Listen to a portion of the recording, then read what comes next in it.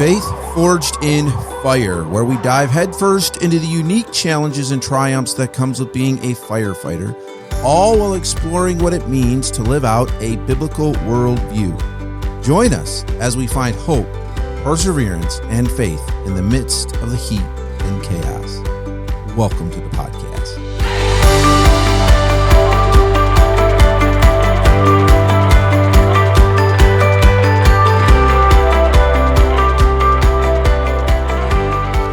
Welcome to the podcast. I guess this is my turn. Oh, is it? All right. Yeah, it's my turn. I I don't know what I'm going to say about this one. What do you mean? Well, I'm just not sure what to say about this one. This one's going to cause a lot of problems, I have a feeling. Glad you're doing it. That's I like how nobody took this one. Yeah. Oh, hey, listen. I'm not the fire guy, so I'm just the technician guy, you know. So the thing we're going to talk about today is this is very much a firefighter topic. This is not one of those that there's some biblical side of things, though we will tie some of this in because some of it, I've learned a lot of biblical lessons through this, and I think Chief will agree. The question that was posed to us is kind of this ongoing Never heard of it. EMS versus fire, as in, and for some of you listening, this might be a new concept. The county that I now live in, fire does not run EMS calls. Now, our county, countywide, runs EMS. So, our county, all the ambulances are county owned. They're county employees, and then they also have what they call rescues, which would basically they're the first response, like a fire department would be. They are paid on call like a fire department, but there's rescues that are all over the county, and then they respond. You're at home doing your thing. The ambulances are all full time, so the rescues are run much like a volunteer fire department.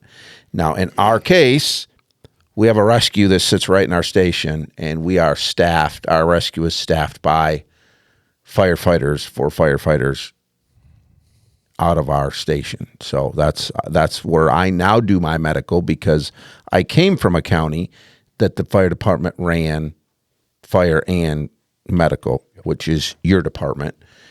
And I would say, at least to my knowledge, most departments in Michigan run both fire and EMS. You guys are the odd ducks. We are the odd ducks, yes. So that's kind of where this question is coming from, and I know it's different. I mean, people are listening to us. This is crazy to think to me, but people are listening to us all over the world. So maybe we'll just start this discussion right now. This is an easy one. Get in the comments and tell us, do you run both or do you only run one? And then here's the other question, and this is where Chief's going to have to jump in a little bit. Ruh-roh. I didn't come to participate. If you run both, if your department runs both, do you have to be licensed for both?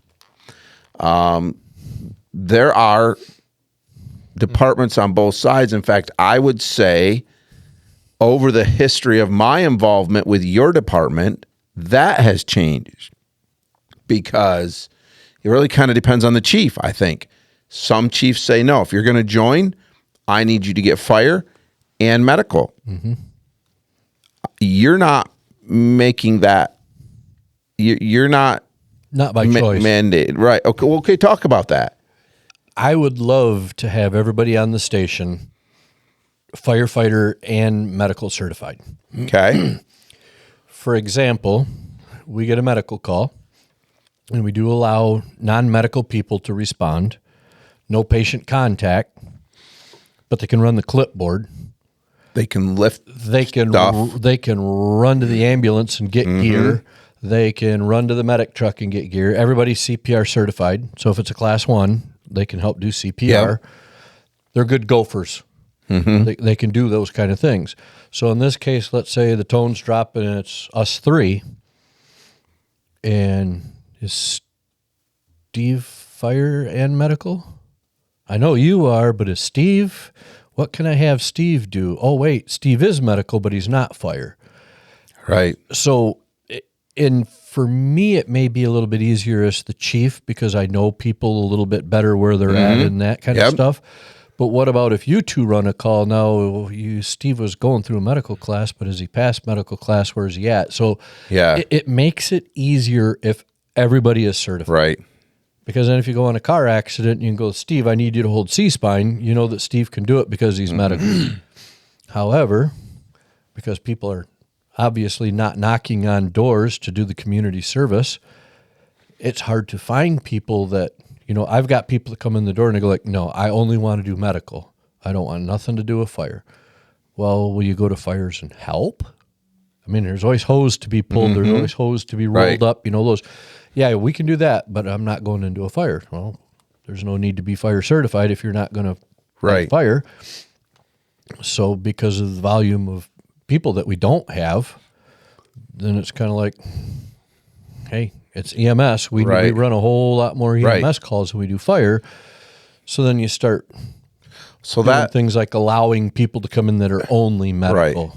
So that kind of brings another point to this discussion is rarely there are, and we've seen that on your department, but I don't see it happening too many places where people join a fire department because they want to run medicals, but they don't want to run fire calls. Right. I mean, there are some, we've seen that, but so if you don't want to run medicals and you're a medical and fire, if you're fire and rescue, what is it, 5 or 10% of most fire departments' calls are fire, and the rest are medical. So now you say I want to join, but I really only want to participate 5 or 10% of the time. And then think about it this way: if you're a volunteer, how many of those calls do you make anyways? It's not like you're making every single call, so you're probably participating far less than 5 or 10% of the time.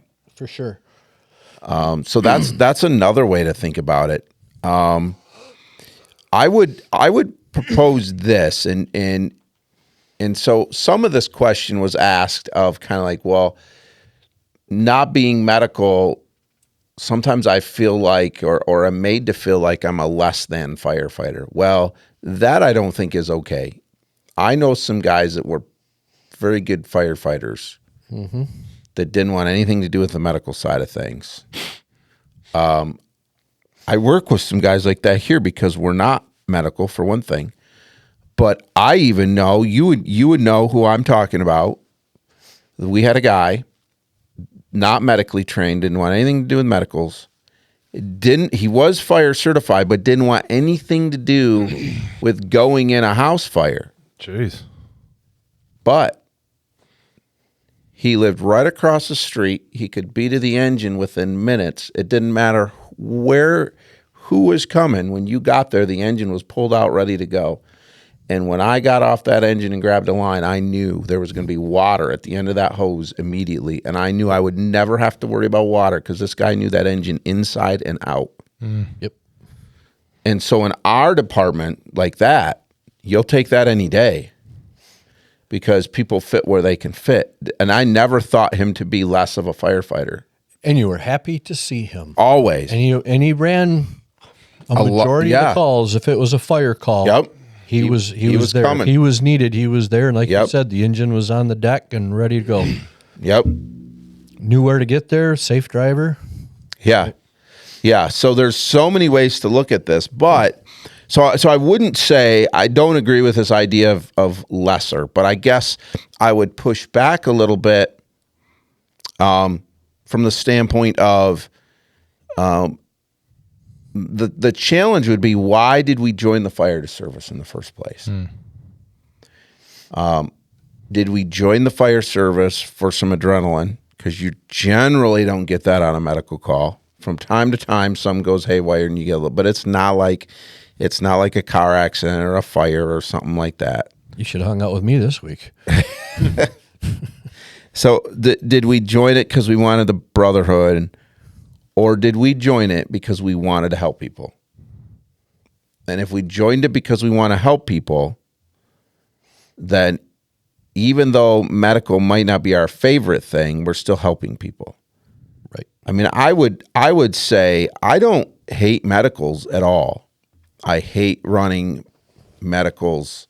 I shouldn't even say I hate, because and we talked about biblical, how this has taught me biblically. We'll tie some of this in later. I don't enjoy running medicals when I'm not needed, as in I've had a cold for 2 weeks. It's the middle of the night, and now I'm calling because I'd like a taxi ride to the hospital. Okay, none of us enjoy that. It's just, we don't. And unfortunately, many of our calls are picking grandma up, doing all those kind of things. But if we sign up to help somebody, then that's what we're here for, right? I just last week ran a call that was one of those lift assist, but terrible. Like, you walk in the house and you're just kind of like, you know, the whole situation. But I also felt terrible for the person that they were living. And the paramedic said, "Do you have anybody that stops by and checks on you?" No. Like, you're their only help at that point. You're their only hope. Right. And that doesn't feel like a very hero thing when you come into a situation like that, and it's just kind of gross. And you're helping them get to the hospital. That's it. You're not doing anything else. It doesn't feel like what you signed up for. But if you come in and treat them well, you're much more of a hero to them, because you're at that point, they don't have anybody. You're it. Right. And you treated them like a decent human being. Yes. And those are the things that I've had to learn biblically, of realizing how Jesus treated people like that. When I'm frustrated that you called me, and why am I here, right? I've got other things to do. I've been here 3 times in the last month. You've got to get this figured out. You're taking up resources. And I get all that. There's a point in time where that has to stop. You're taking up resources. But me, when I'm called there, my biblical responsibility is to show love and compassion on that person. Right. Yeah. And it's not always easy. But I just think if we think about why we signed up for the fire service, then the medical side of things is not as big of a deal. It doesn't mean if I had to pick, if you gave me a choice and said, this week you've got 5 calls, I'm going to give you a call every day. What do you want? Not one time would I pick a medical call. Yeah. I just wouldn't. Right. Like you were saying, do you actually find guys that are like, I want nothing to do with fire. I just want to run medical all day. I love that stuff. Because seriously, and to your point about, you're right. Very few. I was going to say, I don't know if I've ever met anybody. Those calls, they're called paramedics and EMTs generally. Like, it's very unusual. And Rich has a couple people on his department, I think. Do you still have them both? And I don't know statistically nationwide. You can throw that out.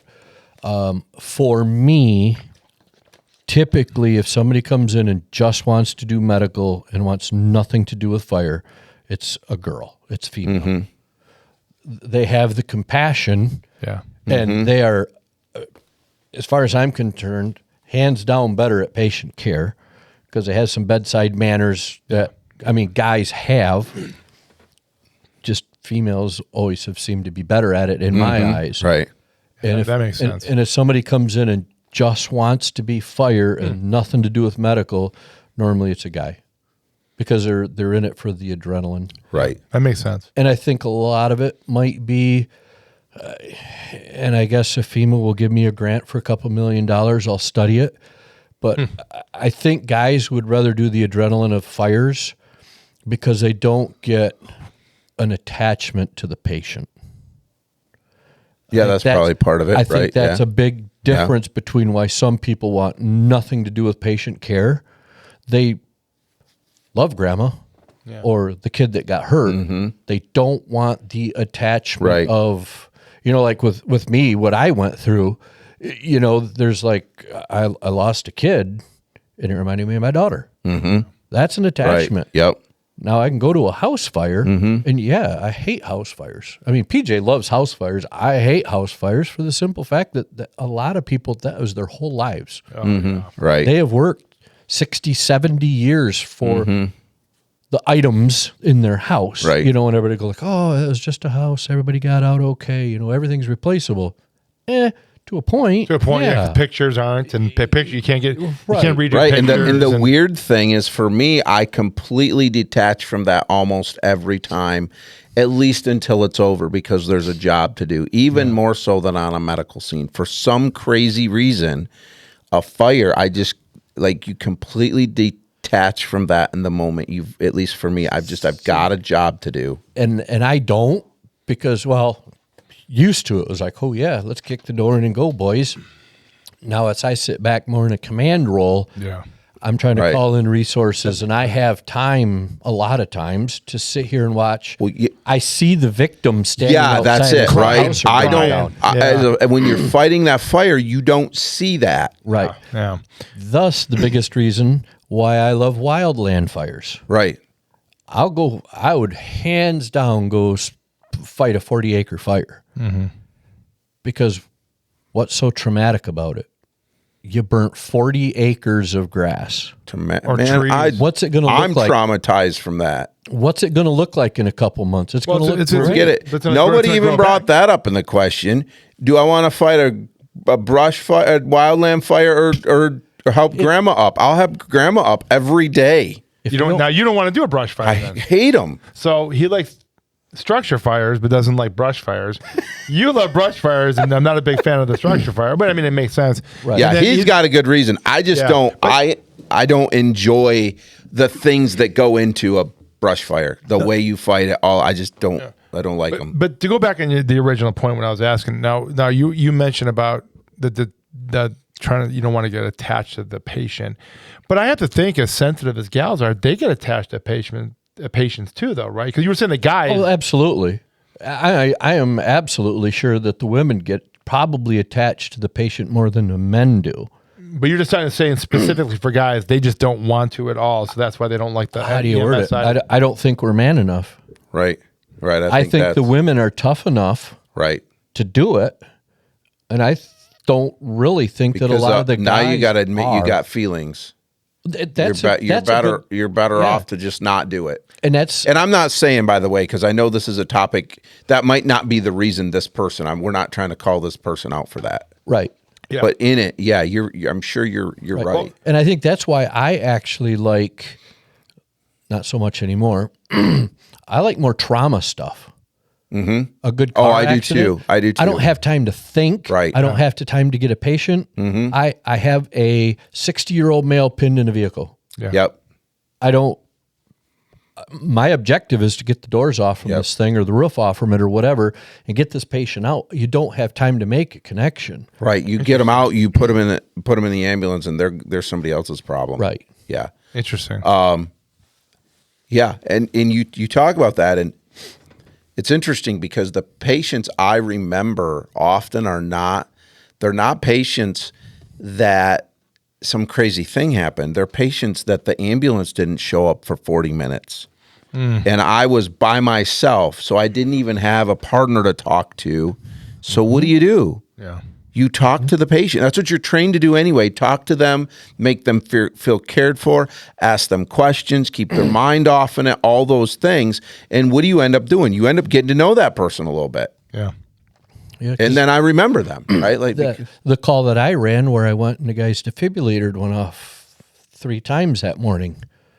And I got there and they were getting dressed, and they were headed to the hospital. And I'm asking history, waiting for ALS to show up. And they go like, oh, yeah, matter of fact, we got a doctor's appointment today. And I went, oh, cardiologist? Yeah, we're having his pacemaker shut off. We've been praying about it, and we realized that we're fighting God's will. If God's will is to take him, then he'll take him. But the defibrillator is continuing it on, and that's against God's will because If God wanted to take him home, then God's going to take him home. And I'm sitting here thinking to myself, I'm talking to the guy, you know, nice older gentleman, nice wife, probably been married for 70 years. And I'm thinking to myself, your defibrillator went off 3 times this morning, and you're going to go have it shut off today.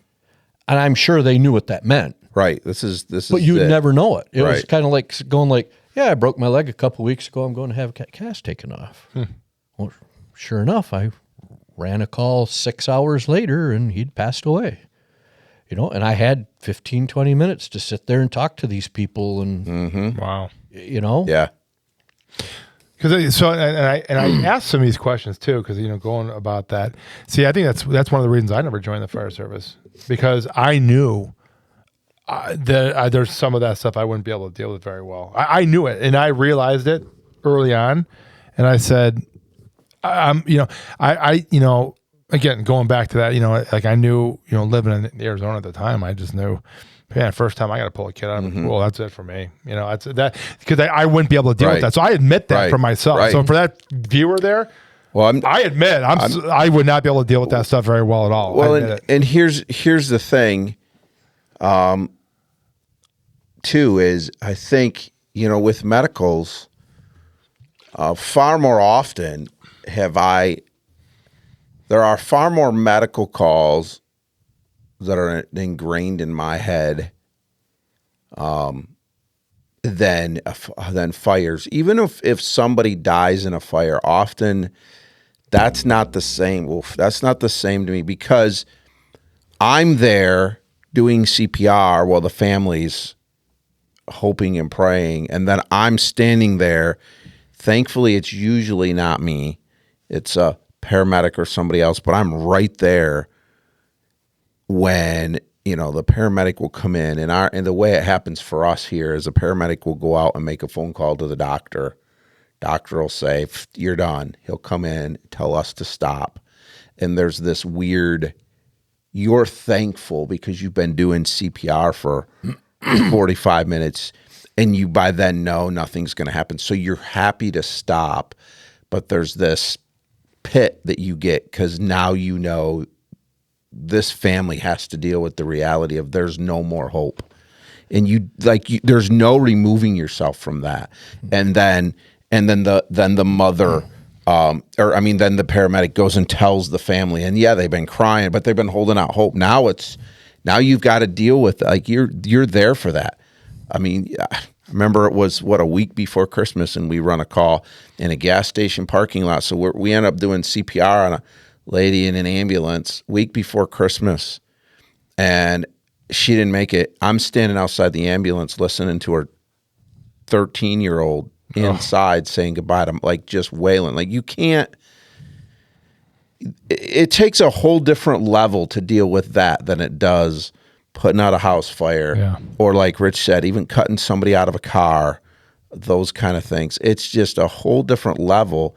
And you get that sometimes on an accident scene, or you'll get that sometimes on a fire scene where people are more kind of overcome with emotion. But it's not, you get it so much on medical calls that maybe that's part of the reason people don't like to run medicals. And it takes a whole nother level of being able to deal with that stuff. Yeah. And traditionally, we're firefighters. Right. When did they start running EMS calls in Michigan? Early 80s, late 70s. I can remember my dad being on the fire department, and the only reason they called fire departments were most of the time for extrication, because they had Halligans, or they had chains, they had come-alongs, they had things, they had the tools. And then it just started to slowly come in, and I know that was a big issue with a lot of people. But think about now how many lives have been saved, because especially in rural EMS, but even in the bigger cities, and the time it takes an ambulance to get there, the difference between that and the time it takes one of us to get there. And generally, we're not trained there's different levels of EMS training, and generally we're not trained as high as the ambulance, or even if you are, you don't have all the stuff that they do. But still, the stuff we're trained to do, I'm so thankful for the privilege of having the opportunity to save lives. As hard as it is to deal with not saving a life, thankfully, I would say I'm just as used to that as I am. Like, I'll come home and you don't even really think about it. And then you realize, oh yeah, like there's a person you'll see him in town, like, oh, kind of hits you sometimes if I wouldn't have been there that day. But it's our job. We talked about that many times on here. I don't ever think about that. There's times that we don't think about it in the way that, well, if we didn't show up, because you show up and you didn't really, we did something, but it didn't feel like they were going to die or that we saved their life, but we did just because we showed up, If nobody would have showed up for them, they would have died, kind of thing. And there's just, but then there's those times you do CPR and you get somebody back or something like that. The more, what do you want to say? Not glamorous, but you know what I mean? Like the bigger deal, life-saving things. And again, you don't get that so much with a house fire. You don't get that satisfaction. In our case, we have houses in town where we've been able to get some good saves. But when you're rural and you've got to go a ways, often you don't get a great save. And even a good save is not the same satisfaction of getting a heartbeat back and watching somebody walk out of a hospital, or hearing of them walking out of the hospital. Or like the other day, I was driving the ambulance in, and it was turned into a kind of a big deal, and we had to stop and do a swap, and everything went south in a hurry. And then I text the paramedic a few days later and said, "Hey, have you heard anything about our patients?" And he goes, "Oh yeah, I ran into him in the store." Like, how does that,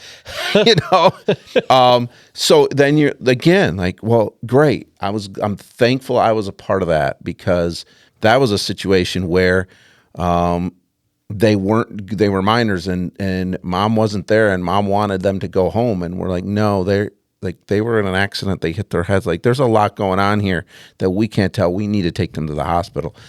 And then on the way, one of them went into seizure, like a whole thing. And we almost lost him on the way to the hospital. And so had we not been doing that, they would have lost. Right. We wouldn't have made it in time. We wouldn't have made it back. So there are those moments where you're just thankful that you were able to be a part of that. But I think part of it too is it never feels, because you're a part of a team, and I love that part of it. It wasn't me. I would, if you asked me, I'd say, well, I didn't do anything, but we all just did it as a team. And so, and maybe that's a question. This is a derailment question, big time. How come when we save a life, it's not as big of a deal because we did it as a team, but when we lose somebody, who do we blame? That's a really good point. Because generally, that's one to ponder on. Yeah, if you lose a patient, it's my fault because I didn't do this. I didn't train hard enough. But we don't generally think that when we save a life. Well, we're just part of the team. We're just doing our job. Right. I was thinking of that as I was talking through that. That's a good question, and I guess maybe it's. I always try to pass credit on to everybody else and take the blame for myself. I think that's part of being leadership. Yeah. If something doesn't work, that's on me. But if the team wins, that's on them. Right. They did it. They're the team. I'm just the idiot sitting on the sidelines. Well, if we lose the game, it's my fault because I didn't prepare them well enough. And I think maybe that's in your case then. But what about some along the way? About a few years ago when you blamed yourself? You weren't in that position then. Right. I don't think anybody on the team was in very good spirits after that call. No, but you understand what I'm saying, right? I understand now you saying that, but I don't know. It's an interesting thought. Let us know what you guys think about that one. Yeah, that'd be interesting to see what people think. Because like that, that whole issue, the May 17 call was my fault. Wasn't anybody else's fault. That was all my fault. Right. And you didn't even do any patient care, did you? A little bit, but yeah. Other than I was handing supplies. I mean, at that point, it was supplies. there was nothing. It was irrelevant what we did. Exactly. That was a story written before we showed up on the scene. So let's pull this back and land this thing. I think the question I would ask is, we call ourselves firefighters, but are we firefighters, or more importantly, are we public servants? And that's something that is hard for us. I very much appreciate, especially, and I'm not saying my chief in my smaller department doesn't, but the chief where I'm the chaplain, like that's a big deal to him. You hear that, well, I pay your salary because I pay taxes, and I'm not appreciative of that idea. But chief will say their taxes pay our salary. They're going to get every penny and more out of it. And that's his idea, right? Like you are going to give them, you're going to go over and above for anything. I mean, you want to talk, I've been with a battalion chief and we found something laying on the side of the highway that was of value. We figured out where it went and we drove across the city and dropped it off to the person. Like, why? That wasn't glamorous. That just took up time because we're public servants. Right. That's what we're here for. And I think that having that attitude, and for me, it's just that attitude of, do I truly love my neighbor? And if I do, then I'm gonna treat them. And if that means the medical side of things, right. I would say that though medical is not my favorite, I would have a hard time giving it up because it's just now it's part of what I do. I don't get to do it as much because of my new job, but it's what I do. Right. It's part of it. And I'll also say that I might hit a month of especially when I was running a lot more, where I might go 3-4 months and start thinking, maybe I'm just going to quit. Because here's the thing is, for us being volunteer, in a sense, right? We get paid, but paid on call. But the county makes it difficult because we're treated the same, like we're expected all the same stuff as the career guys or the career people. So their demands are worse. The demands are the same. We don't get paid for it. They do, if that makes sense. So there gets a point where it's not the running the calls, but it's dealing with all the other stuff that eventually you're like, it's not worth it to me. Right. All right. It's not worth my time and my money to drive all the way over there to do this thing that they want me to do that I don't need to do. But then you run that one call where you make a difference. And then you go, oh, okay, that's why I do this. This is why I do this. And then you get back in it again. Right. Well, thanks for listening. I hope that helped. I don't know if it did or not, but I hope it did. And maybe it gave those of you who are not firefighters a little bit more of a glimpse into our lives and kind of how we process and think. Even just the conversation of, I very much dislike wildland fires. I go to them. I fight them. I give it everything. Shame on you. I know. He's like a little baby. Rich loves them. Right? Everybody's different. The flames were 4 foot high. That's what makes a team, man. That's what makes a team. But anyway, hopefully... I'll get you there one day. I'll get you there one day. Hopefully this was helpful. Pulaski will be your favorite tool. And I'm trying to ignore him. I know you are. I won't go away. La, la, la, la, la. Anyways, check us out on Facebook. Would love to have you follow us over there. Share this podcast with somebody that you think would benefit from it. If you have not subscribed, make sure you subscribe. That's something that we don't often say. And I always think it's crazy, but in the YouTube world, you have to, because a lot of people won't if you don't ask them to. So hit the subscribe button. Hit the like button, too. That actually helps a lot. Stevie, take her away. What else you got for us? Boy, you know what? You know, if you you can put the other, if you love what you're hearing, you know, and you want to share some things with us, you need some prayer requests, you want to share some ideas, show ideas, give us some show ideas, keep us going, you know, things we can talk about over here, you know, give us, let us know what you're thinking. Tell us what you think of the podcast, please. You know, we every email is encouraging to us, and you know, good or bad, it's good feedback. So please get with us and go to ffifpodcast@gmail.com and just drop us a line over there. Also, too, we always want to thank our great sponsor, which unfortunately is not able to be here this month. He's pretty busy with some other commitments. But if you go to redflannelcoffeeco.com, you go over and put in PJ30 and get 30% off your first order. So help support them coffee. Help support that coffee guy. So we thank him, you know, even though he's not here today. He's here in spirit, sitting next to us. So, but again, we thank you so much, and we'll see you next week for our next episode. Yeah. Rookies, find your rookies. We're talking to them. Rookies, okay. Chief has got some wisdom. All right, take care. We'll see you next week. Is it my turn next week? It's your turn next week. Ready.